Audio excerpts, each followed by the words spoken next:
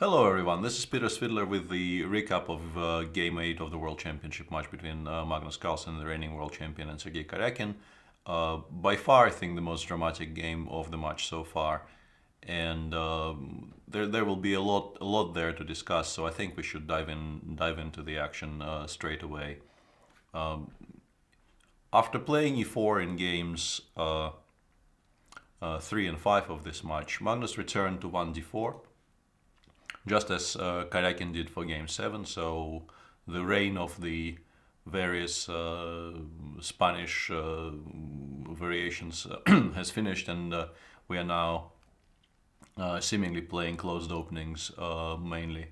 But the Trompovsky was nowhere to be seen. After knight f6, Magnus played knight f3, already indicating that something else will be played today. Sergey played d5, which also is an indication of something I think most people suspected, that the repertoire he used with reasonable success in terms of results, for instance in the candidates tournament, which was based heavily around playing the the Queen's Indian against all comers, and also a very specific line of the Queen's Indian to which people could prepare with a very high degree of certainty that it will be replaced by something else. And we still don't really know what that something else is, because Magnus, instead of playing 3c4, which is by far the most critical choice in this position, leading to a number of possible openings. Black can play Queen's Gambit accepted, Black can play Queen's Gambit declined, or maybe even the Ragozin after knight c3, bishop b4. Black can also switch to the Slav. There's a number of options available to Black still, and we did not really get any closer to finding out what Sergey's prepared repertoire against 1d4 is in this match, because Magnus just played e2, e3 here. So not the Trompovsky, not the London system, which is also something Magnus has done quite seriously over the past couple of years, but the Koles/Zuckertort group of openings here was the choice for this game for Magnus. Sergey, without too much time spent on this decision, played e6, which is a curious choice in and of itself, because you can develop the bishop, for instance, both to f5. I think the f5 is the most critical, and also to g4. And in general, Black, if given such an opportunity, welcomes it normally. But probably after both bishop f5 and bishop g4, White would switch to 3c4, thus potentially limiting Black's options to playing the Slav and not the Queen's Gambit declined, because if you play, let's say, bishop b5, c4 and e6, you need to contend very seriously with Queen b3 already here. So it probably would have led to your typical Slav positions after c4, c6, Queen b3. Sorry, knight c3 here. But Sergey decided to just completely ignore all that and played e6, perhaps suspecting that Magnus is not going to now suddenly return to 3c4, and feeling quite happy with the type of positions that we will see in this game. Bishop d3, c5, and here White needs to declare his intentions, so to speak. The two moves he can choose from here are c3 and b3, because allowing something like castle c4, bishop e2, and for instance b5 is generally not considered particularly good for White, because Black gets a very comfortable space advantage and can play behind this wall of pawns, whereas White actually wasted some tempi and hadn't really made any progress here. So you need to either stop c4 by playing b3, which is what Magnus did, or play c3, so that at least you have the c2 square for the bishop, and you can later play knight bd2 and e3, e4, and play for an immediate expansion in the center, which will, with the bishop on e2, will be extremely hard to realize. Magnus did play b3. c3, I think, is not a very ambitious approach. White basically tries to play the Meran with an extra tempo with colors reversed, and because he has the extra tempo, being White and not Black, White is never really worse, but neither is he really pushing for any kind of an advantage in these types of positions.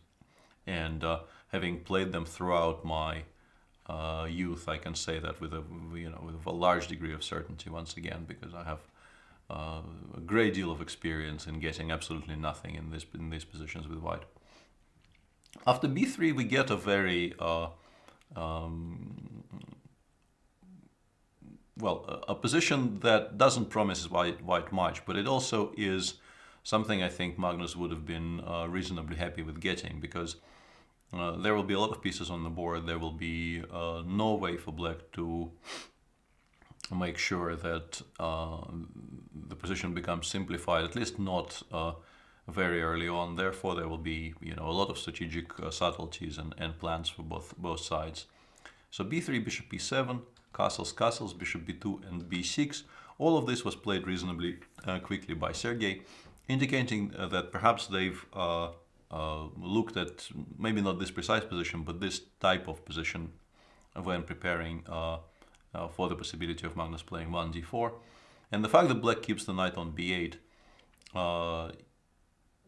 means that black keeps his options very open here.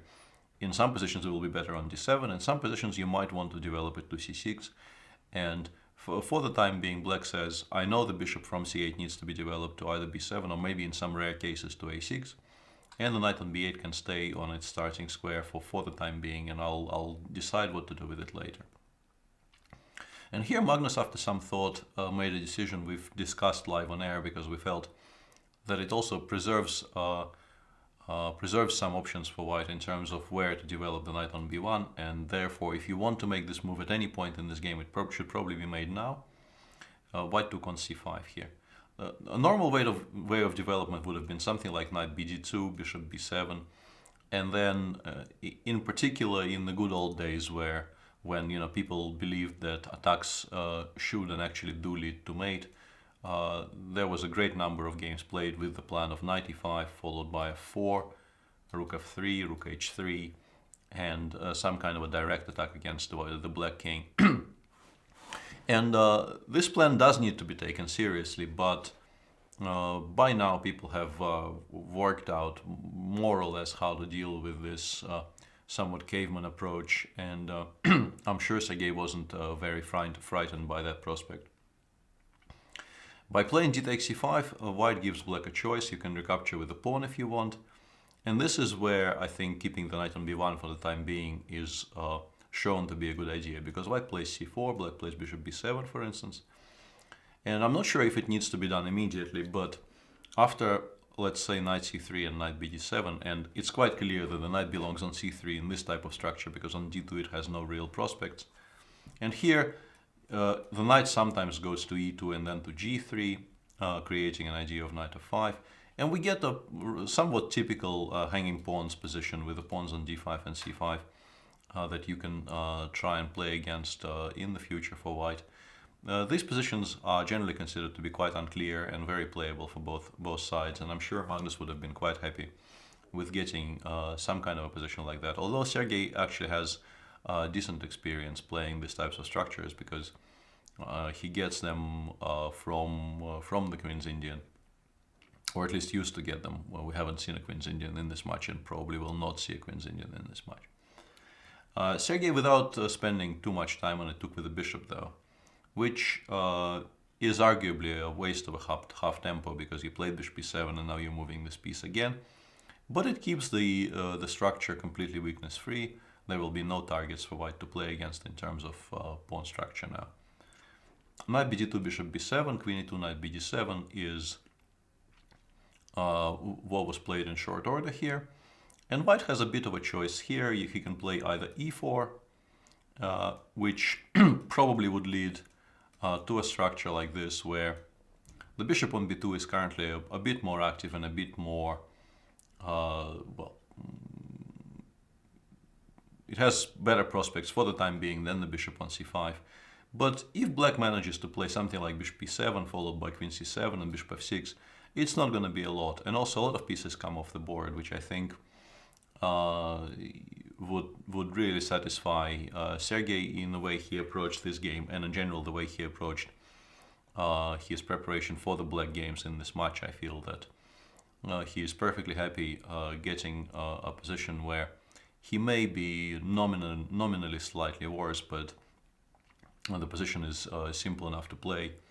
The plans are, readily available, and he has shown time and time again over the course of his career that he is very good in these types of situations.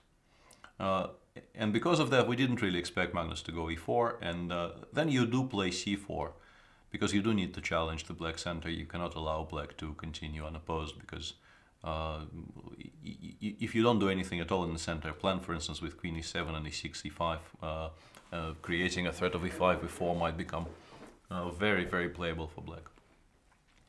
After c4, Sergey took on c4, knight takes c4, queen e7, and we reach a position in which white has arguably the slightly more active bishops. The knight on c4 is currently more actively placed than the knight on d7, so white's position looks a bit better, but once again, because of the fact that black's structure is so solid and features absolutely no targets to play against, it's very, very difficult to formulate a plan which can lead to any kind of an advantage for white. At the first glance, it feels attractive to play 3e4, limiting the bishop on b7, cutting it off from the king side, also severely limiting for the time being any kind of movement for the knight on f6. But it also gives black ideas to create counterplay. For instance, if you play rook fd8 followed by a knight f8 and knight g6, white will have to watch out for that knight landing on the f4 square, because that would be extremely bad. And if you continue with e5, then the other knight also gains access to all these squares, whereas the second knight is still headed towards g6, bringing one more piece to the black king side, so that there is never any kind of an attack on the king side for white.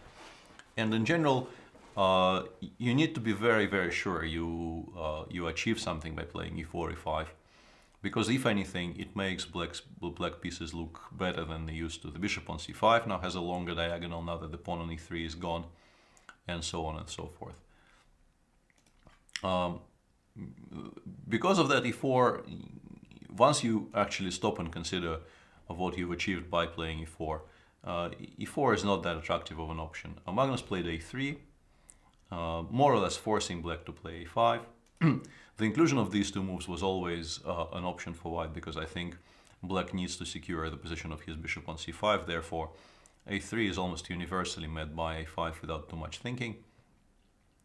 And it creates a square on b5 for the white knight, and also in some positions the pawn on b6 maybe in future may be attacked. But on the other hand, the pawn on a3, which currently is very heavily protected, might actually start bothering white a little bit if you move the rook from a1, as you will see later in the game. The position remains finely balanced, and I think it's very difficult looking at this position to imagine it, leaving these margins unless something really drastic happens. But something really drastic at some point did start happening. Knight d4, as mentioned, this is one of the plans that white can try to implement. Rook fd8, rook fd1, rook ac8. Black does want to play knight f8, because the knight on d7 is the one piece which you want to improve, because it's not doing very much on d7. But playing knight f8 straight away would at least give white a move that creates an immediate threat, which in this position is a great luxury. It might not actually be a huge threat that black should be particularly scared of. For instance, rook ac8 is a perfectly serviceable move here, seemingly. But there is no reason not to start with rook ac8, of course. And here Magnus played rook ac1, a move I was somewhat critical of during the live stream. That criticism is perhaps unjustified, because the move I was arguing very hard for instead of rook ac1 doesn't really give white anything because of knight f8. If you play knight b5, you do create a threat of knight d6 based on a very typical tactic connected with bishop h7 check and rook takes d6. But black plays knight f8, stopping knight d6 for the time being. And if white continues insisting with bishop e5, there is an important tactic available to black here. For instance, in this position, black can actually take on d6, and after bishop g6 there is an important move queen c6, which creates a threat of queen takes g2 mate in one move, and the bishop on g6 falls, so black is close to winning here. Therefore, knight b5 wasn't really achieving very much. After knight f8 you can play b4 and trade off the entire queen side, but this is quite comfortable for black. He can play rook c6, rook c5 is also fine, but something like rook c6, knight c4, and simply rook c8 back, without the queenside pawns, you're never going to get anywhere here with white. It's quite clear that if you are to achieve anything at all in this game, you need for there to be pawns on both sides of the board, because 4 against 4 with no weaknesses is almost always going to end in a draw. But rook ac1 has its drawbacks as well, and in particular, in connection with the next two moves Magnus made, it seemed to me when we were commenting on this live that he wasn't entirely sure what his plan is in this position, and he was reasonably happy just making moves and sort of handing over the initiative and the onus of making important decisions onto Sergey. After rook ac1, black unsurprisingly played knight f8. This is a move that was coming for a long time. And here Magnus, after not a lot of thought, and actually one thing needs to be mentioned.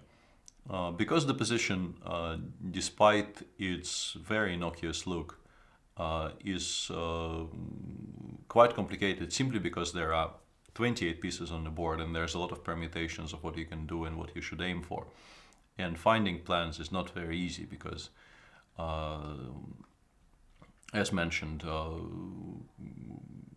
it still is a very complicated position despite there not being any serious tactical continuations you need to calculate right now.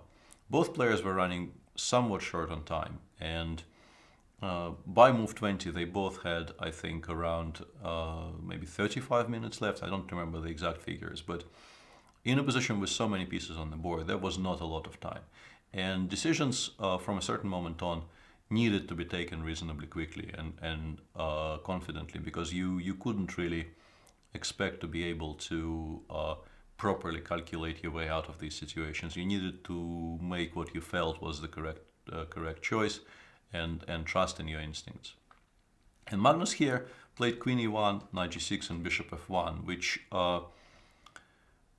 actually indicates that this knight on g6 represents a bit of a problem, because without the bishop on f1, something like knight h4 would have been potentially a very awkward move to meet, just starting to put immediate pressure against the g2 pawn and the white king side in general. But even after queen e1 and bishop f1, white still is some way away from creating any threats on the other side of the board, whereas black is perfectly comfortable. He can make any kind of waiting moves. He can also play knight h4 just on general grounds here, making sure that white doesn't forget about the king side. The move Sergey made is also quite decent. He played knight g4, and this is where I want to return to that little theme I mentioned in passing earlier. If white plays h3 here, which he actually probably should have done, and black goes knight e5, black does create a very simple threat of taking on c4 and taking on a3, because the rook is now on c1 and not on a1.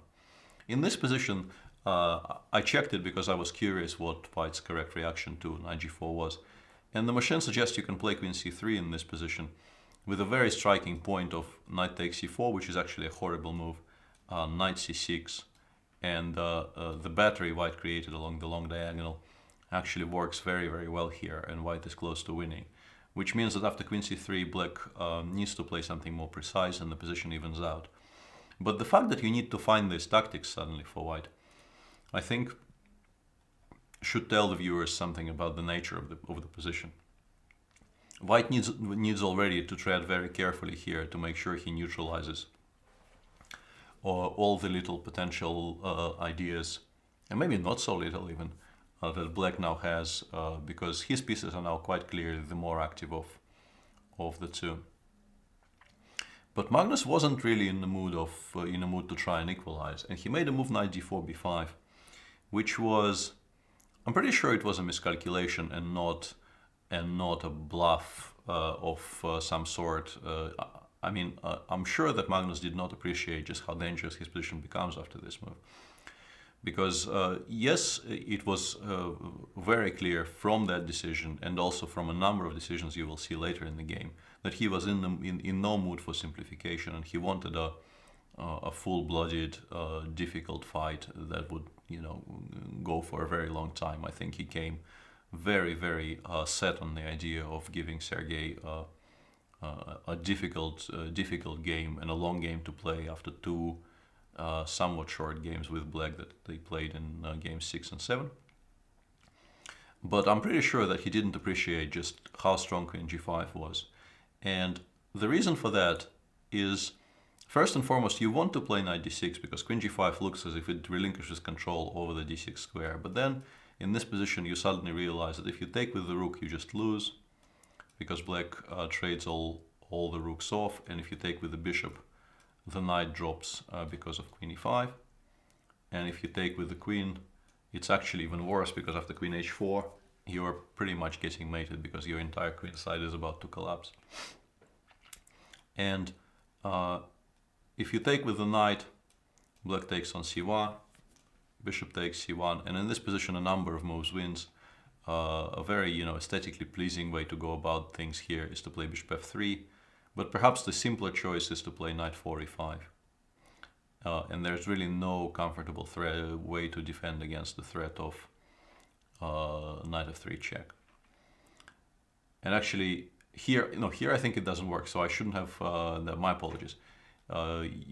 You can do it here. It's a lot stronger here because in the position I've shown, after knight b7, knight f3, king h1, if you take the queen, white does take on d8. It might still be okay for black after knight f8, but there is no reason to give white all this freedom. The immediate knight 4 e5 is a lot stronger. But that's not the point. These variations are not that difficult to calculate. But then I ask myself a question. Why would Magnus not consider this a huge risk? And I came to the conclusion that it's not actually immediately obvious what black is threatening. And perhaps Magnus felt that he has enough time to play something like b3, b4 in this position. But after b3, b4, the point of Queen g5 becomes apparent, because an extremely beautiful move, knight g6, f4, just wins on the spot. It's close to mate here. Because the threat now is, for instance, if you take bh, the threat is knight h3 check. And if it's not made by force, you have to give up your entire chess set here, and black continues collecting material. And in this position, there's already absolutely no defense. You can resign. And I think that kind of a tactic is extremely easy to miss. This could potentially explain why both players didn't really realize how strong Queen g5 is. White is almost obliged to play h3 here, and after knight e5 to take on e5 twice, which would result in a position which you would hesitate to say black is winning in, and he is not winning. But in practical terms, playing a position like this with somewhat misplaced light pieces against two very strong bishops on very good diagonals, let's say you are forced to do something like this, and then there's always going to be a somewhat weakened pawn on b4. It's not even that easy to get it to b5, because if you play knight d4 here, which looks very natural, black has bishop d6, and you're forced into some weakening moves on the king side, because it's not that easy to even defend against Queen h2 mate. So I'm pretty sure that had Sergey realized that Queen g5 more or less forces this position, more or less forces this position onto the board, he would have played Queen g5 in an instant, because this is a very, very nice free roll for black. It is not at all certain that black will win, but black will have very serious pressure here with zero risk. There will never be any risk at all for black for the remainder of this game. Instead, Sergey played bishop c6, to which Magnus replied a4. And now similar ideas no longer really work, because after Queen g5 there is, for instance, the move knight a7 that we need to very seriously consider. And the bishop on c6 gets attacked, so there is no longer, the same tactics will not work, for instance, because if in this position after knight h3, g8, gh, with the light squared bishop alive, more or less any discovered check with this knight, knight e5, knight e3, doesn't matter, would be made, but here you have king h1. The line can be continued, but these types of positions generally, I think, favor white because the white pieces will outweigh the queen here. I'm showing this line as a kind of a illustration of what could happen. I'm pretty sure there are better ways for white to deal with this, but that's just to say why the inclusion of bishop c6 and a4 makes queen g5 a lot less potent. And here Sergey, after some pause, played bishop d5, which is a very solid move, but if you wanted to play bishop d5, maybe an argument could have been made for playing it on the previous move.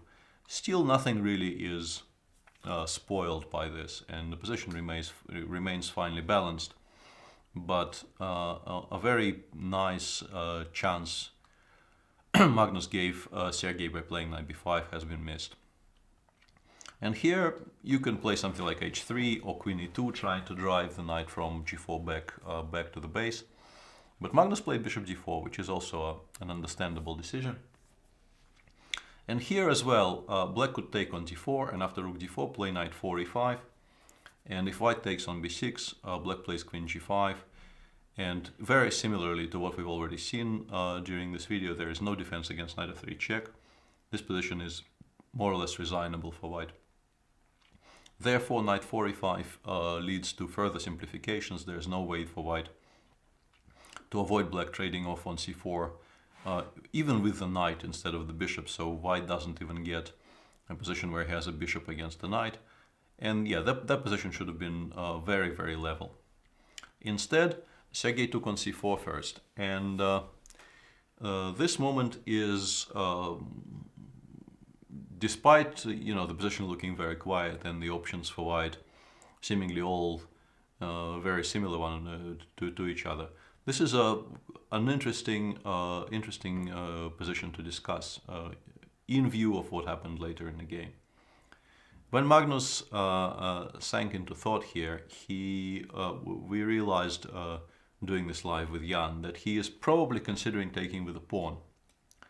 And the more we thought about it, the more we felt that this is a very decent choice, because if black takes with the bishop on d4, you can take with the pawn, and you immediately create threats of c4, c5, putting pressure on the entire complex of black's queenside pawns. And this is quite promising for white, actually.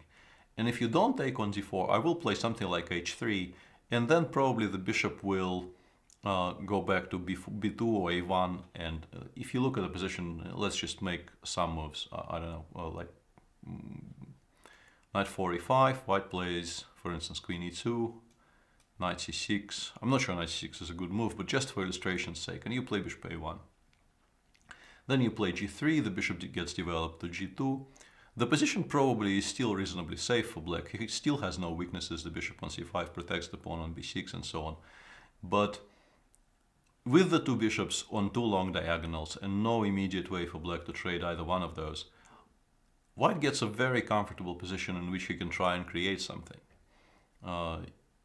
As I mentioned, it's probably nothing objectively, but it's definitely a way to make sure that the structure becomes somewhat asymmetrical, and that there will be a life in the position left for as long as you wish.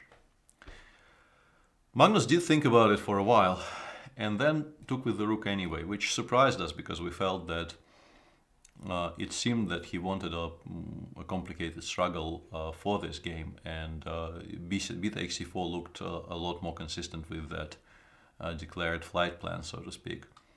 But then after bishop takes d4, he thought for some more and played rook takes d4 and bc4 here, which confirmed to the viewers that he was actually considering this change of structure. But it's still not entirely clear why he chose to do it here and not when the bishops were still on the board.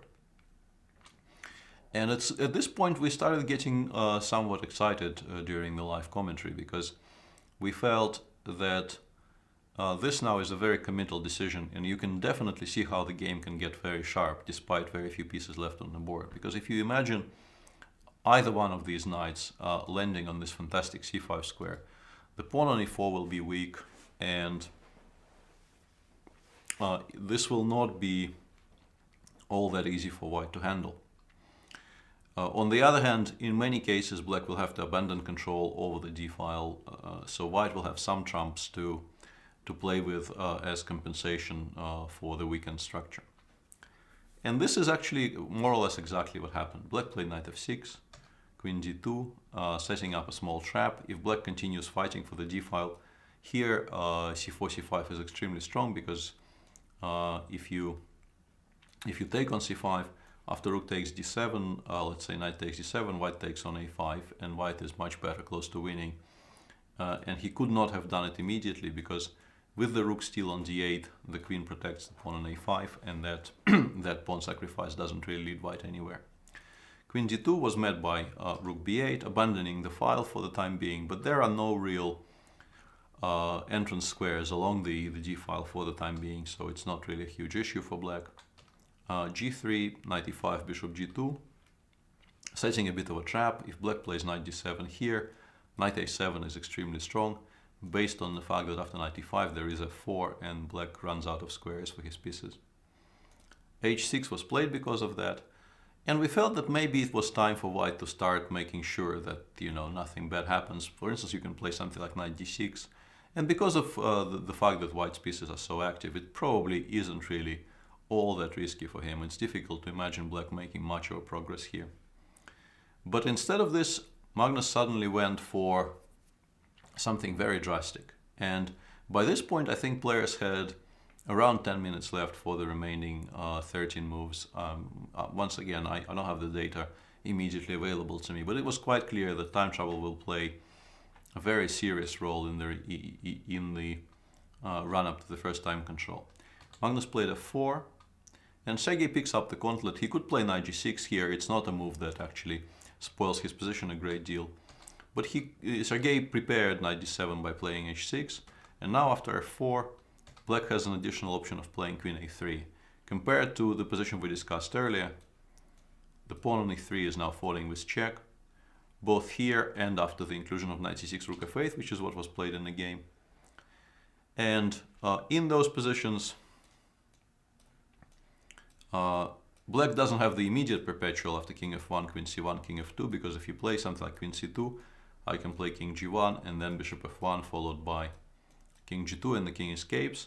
But black can simply take on c4 here, and this position should be very close to complete equality, because if you imagine black somehow activating this rook with the white king as weak as it is, black probably would be seriously better.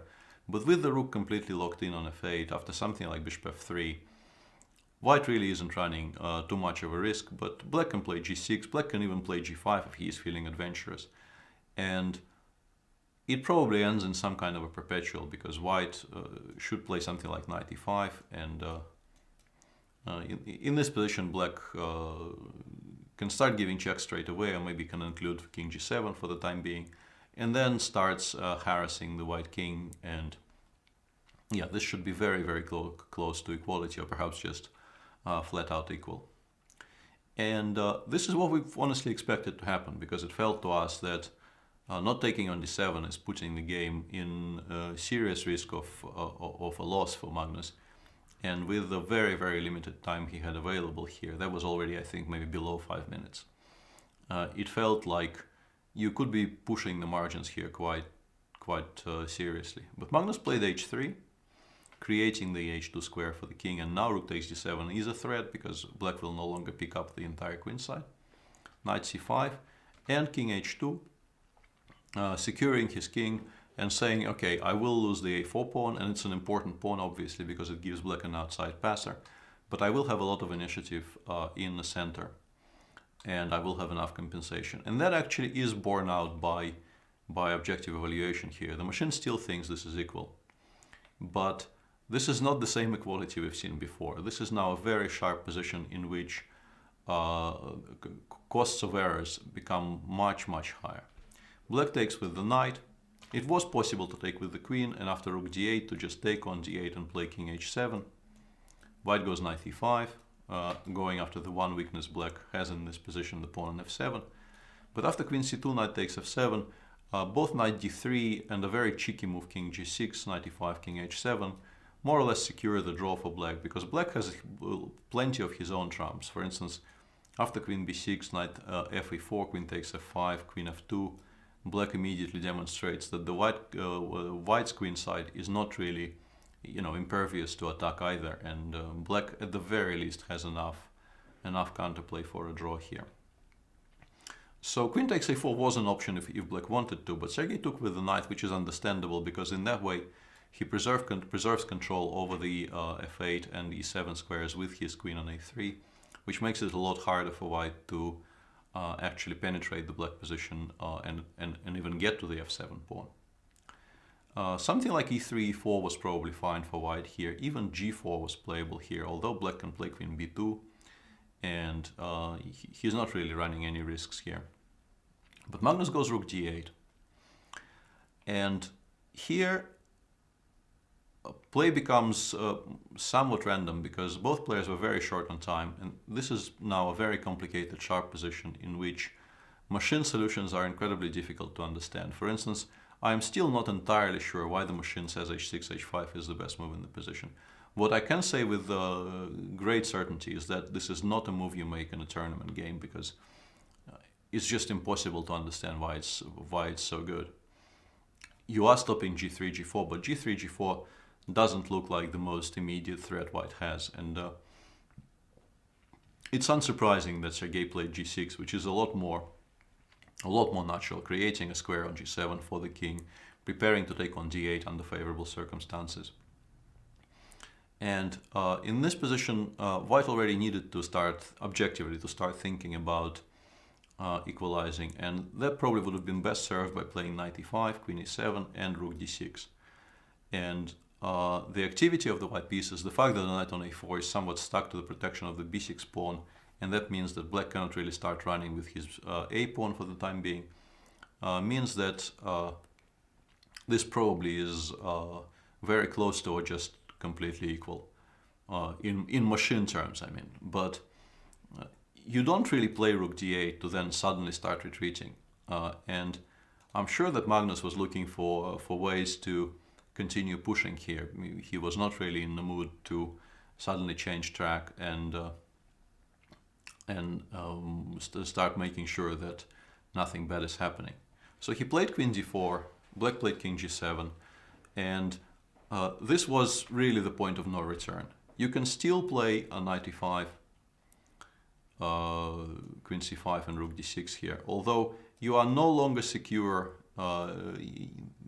It's not at all clear that white does make a draw here, because the inclusion of basically white wasted a tempo on something and black played a useful move king g7, and therefore it's not at all certain that white will make a draw here. But it was time to pull the emergency brake hard here and do this.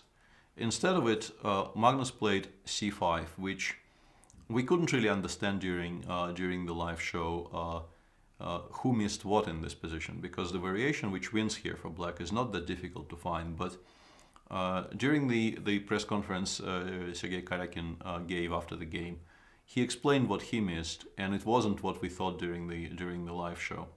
It's still unclear what Magnus thought what was going on here, because he declined to participate in the press conference because it didn't start promptly enough, I think, and he wasn't really in the mood to wait around. It might be a costly decision in financial terms, but an understandable one, on a human level. Although, well, I've been in those situations myself, and I know just how unpleasant these press conferences are after you've lost a difficult game. But that decision will, I'm sure, be hotly debated on Twitter, and we will find out over the course of the coming days what FIDE and Agon decided to do with that transgression and breach of breach of protocol, but that I think is enough on that subject. Rook takes d8 is by far the most obvious move in this position, although it has to be said that Black can even play queen takes c5 here if he doesn't want to play for a win, either here or on the next move. You can get this position with Black, which is not worse for Black at all. But there's really no reason not to play for a win here. After knight takes d8, even a very cool-headed queen b4 gives Black an advantage, but knight takes c5, which is the move that Sergey played, more or less wins outright. White has to play queen d6 because otherwise it's completely unclear what he has given up his second queenside pawn for. And during the live show we were absolutely convinced that queen d3, the move that Sergey played, was connected with a blunder, and he just completely forgot about knight takes e6, which was somewhat surprising because it's not a very difficult shot and Sergey is a very good tactician, and we thought that pressure was seriously getting to both players. But in the press conference, Sergey said that he calculated up to a4 and completely forgot that e3, e4 attacks the pawn on g6. He thought he was just more or less winning after a4, is what he said during the press conference, I believe. And it would have been true if not for the fact that after e4 you have to switch to defense because the queen will take on g6 with check next move.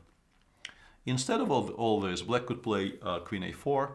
And Sergey also said that he did see queen a4 but wasn't sure what was going on after queen takes b6.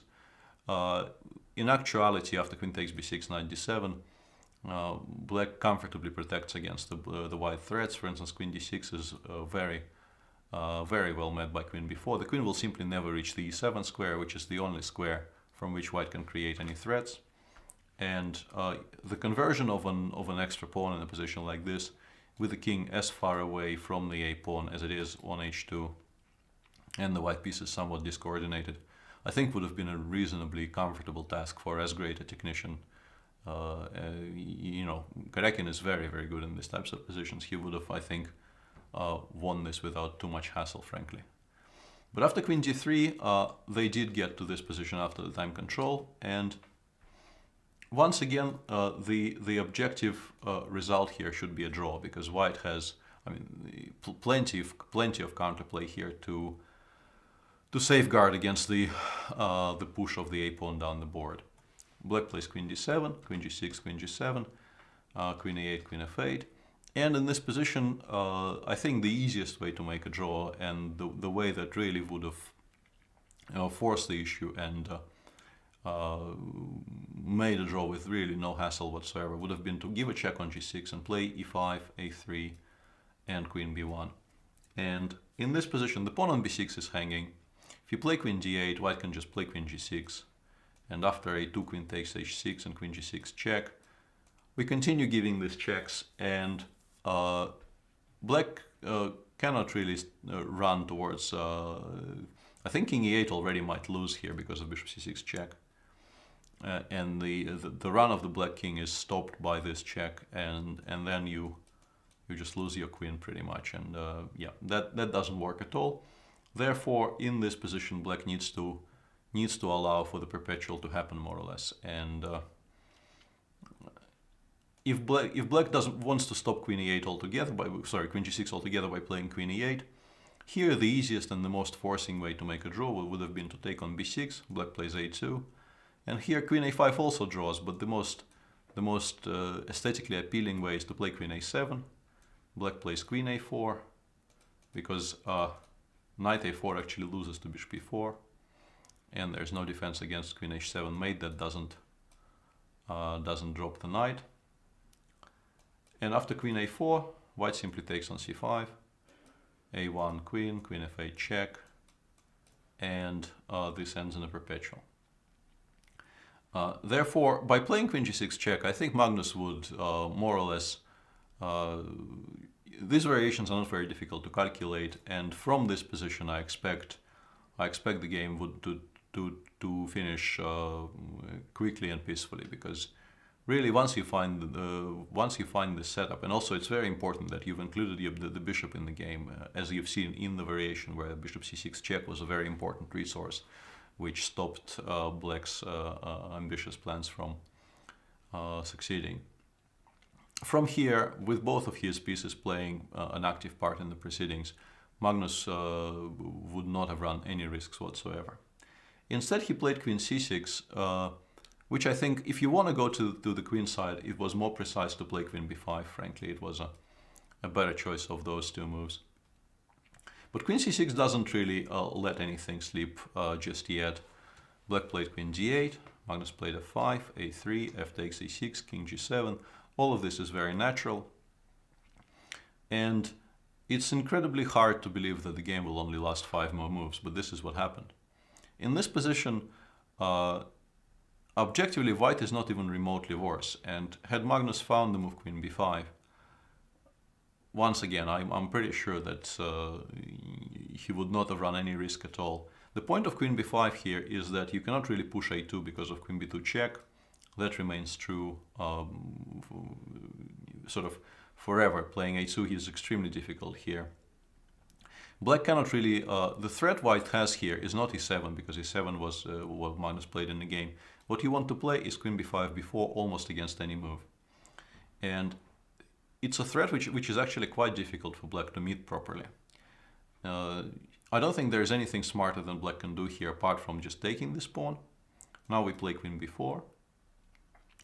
And the fact that queen a8 check loses to queen e7 means that in order not to lose the a3 pawn, which is the cornerstone of black's play here, black needs to play queen f8, which is not a difficult move to find, but it more or less is the only move that maintains the balance. Queen takes b6, and for instance something like queen e7 or maybe king f6 is slightly stronger.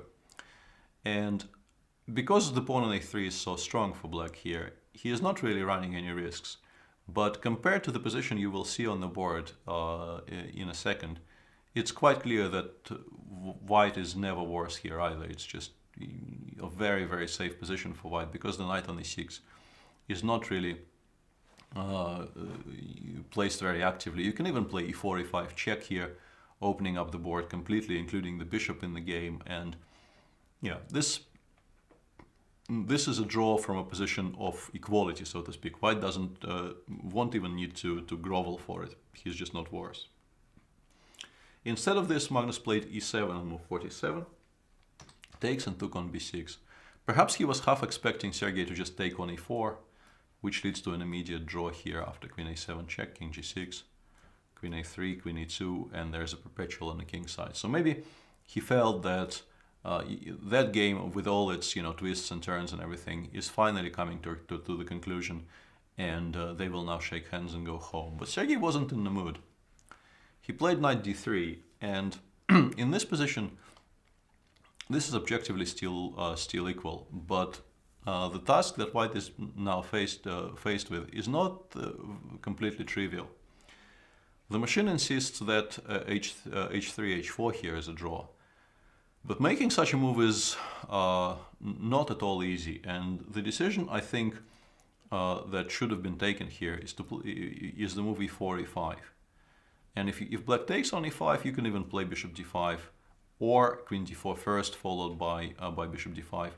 And once this bishop lands on d5, controlling the further push of the a pawn down the board, it becomes pretty much impossible for black to make any kind of meaningful progress, and the game completely equalizes. Perhaps Magnus was worried about a3, a2 here, but in this position, the machine insists that nothing bad can happen, and maybe even something like queen d4 is playable. Once again, using the fact that there is this queen a7 check. So if black takes on e5 here, you can play perhaps even bishop d5. Once again, the knight is pinned, and it's not that easy for the black king to find a square from which white cannot check it. And you would like to pin the bishop on d5, but all kinds of moves like queen d6 once again allow queen a7 check. So this should be just a draw. And in most cases, simply by including the bishop on g2 in the game, white more or less secures against horrible outcomes. But Magnus played queen a5, which is already a bit of a mistake, allowing queen c5. And here, Queen a4 probably was slightly better than queen a6, which is what Magnus played. And after queen a6, during the live show, we started discussing the fact that from a human perspective, now that the bishop on g2 is completely locked in, this is really very unpleasant for white, because black is so dominant that the white's extra pawn is never going to count for anything. And a very, very simple plan of just playing, let's say, queen b4, and then following it up with the king run from g7 towards somewhere like c7, and then pushing, playing queen b2 and pushing the a-pawn down the board, will be a very serious problem, because with the knight on e5 controlling so many squares and also so well protected by the black queen from either c5 or c3 or b2 or any of those squares, once the king reaches the center, it's very, very possible that there will be no perpetual. And white really needs to make precise moves and wait here. And the machine suggests that you maybe should start giving checks straight away and playing queen a6 back, at least, you know, threatening something against the h-pawn, and or maybe creating an idea of queen f6 check in some positions. But driving the king towards the good squares just feels weird, and I can understand why Magnus didn't do it. But if you don't do it, you need to play h3, h4 straight away. And once again, making this move on your own, it doesn't feel natural at all. It feels like you are allowing knight g4 check, which isn't mate, it's only a perpetual if black wants it, but still, it's not a comfortable move to make, and it's not immediately obvious just how required it is.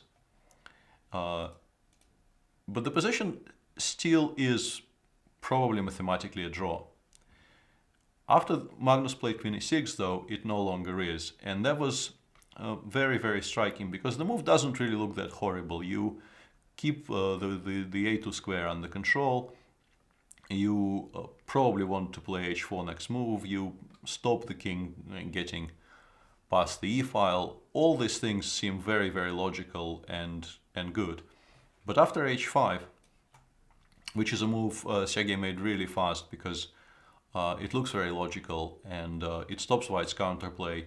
It creates the square on h6. This is, I think, the most important part here. The problem for white now is that if you make a waiting move of some sort, I don't know, it's difficult to make a reasonable waiting move in this position, but let's find one. I'm not even sure how, to be honest, because let's play, I mean, king h1 is a very crude demonstration, but let's demonstrate. If you get to this position, after queen e7, knight f7, the checks will just completely run out, and this is a queen. It just queens in two moves, and there's nothing you can do. There's really, with the queen on b2 and a knight on f7, there are no squares you can check from. You can play e5, a2, a6, e6, sorry, e5, a2, a6, but after queen f6, you probably have to resign, because this once again is a queen. Although now that I'm looking at it, perhaps you can do something like this, but it looks far-fetched, and I probably missed something along the way. And anyway, after king h1, black can, for instance, play something like queen a5, which might be even stronger, creating a threat of a2, forcing the queen to a2 for white. And now you can play something like queen c3, followed by queen b2 and a2, a1. And yeah, these positions suddenly just look horrible. And also, very notably, if you play something like queen a6 back, black can play queen c3, and now when you start giving checks, with the inclusion of h5, black has this setup to go for. And once again, with the king next to the knight, this is a very, very well-known fact in these types of positions, that king in particular on the side of the board, protected by the knight right next to it on the next square, is a very, very good defense from perpetuals with the sole queen as an attacker. And black seems to be completely winning here, because there's really no defense you can think of against a very simple plan of queen b2, a2, and the pawn queens. And Magnus realized all that and decided that he finally needs to play h4. And this still would have held potentially if white had one more tempo to play king h3, because then it would be somewhat difficult for black to make immediate progress. But unfortunately for him, in this precise position, a very beautiful but a very simple tactic here, a3, a2 just wins on the spot. White needs to take. If he tries to postpone the inevitable by playing queen a6, black can simply play queen d4, forcing him to take. Knight g4 check, king h3, otherwise mate along the first, queen g1. Because a7 is controlled, there's only one check in this position. And here only one move wins, but it's not a difficult move to make, king g6. And once again, the only check is from the b6 square, which is protected by the queen on g1. Therefore, you lose your queen, and soon after that, the game. And Magnus just resigned after a2 because, yeah, this is not a difficult variation to see. And once your opponent plays a2, you realize that the game is gone. And with that, Sergey Karjakin is now leading in the match with 4 games to go. A very, very exciting and a very dramatic game in which it has to be said that Magnus did most of the running. I think most of the critical decisions in this game were taken by Magnus. He was the driving force behind this game, not sort of meandering along to a somewhat... White were maybe ever so slightly better, but a draw was always a favorite result if the game was played quote unquote correctly from somewhere like move 22 onwards. All of the decisions which unbalanced the game further and further were taken by Magnus, and Sergey, apart from one misstep where he didn't play queen a4 and played queen d3, I think Sergey played a very, very a decent counter-attacking game, which does seem to be his plan for the majority of this match, just letting Magnus create the pressures and then handling them expertly. Today is the rest day, and we will see games 9 and 10 on 2 consecutive days, and then there will be a rest day before game 11 and the rest day before game 12. So plenty of time for both the players and their camps to regain their breath after this roller coaster of a game. Now that one side is actually leading, I think the landscape of the match will change significantly, because Magnus can no longer really... although after game 8 saying that feels a bit weird, because he did play game 8 as if he was already trailing somehow. The entire game feels like he absolutely felt that this was the game he needed to win, even though match situation did not necessarily dictate that. The score was level, and if the match was still tied after game 8, there was really no tragedy in it for the world champion. But now he really does need to play every game to the fullest of his ability, because a 4-game match is not a long match, and he has to win a game somewhere. And that also means that he will have to take more and more risks potentially. So I think we're in for a very interesting finish to the match. But with a 1-point lead to preserve with only 4 games to go, I think you have to feel that Karjakin, who I think was the more consistent of the 2 players so far, he also committed his share of inaccuracies, and in some cases maybe even you can say mistakes. But I think so far he's been handling the pressure excellently well, and you have to feel that he will not be easy to beat. He wasn't easy to beat this far, and now with a 1-point lead and no real necessity to even play for a win with White, he will be quite hard to beat from this moment onwards.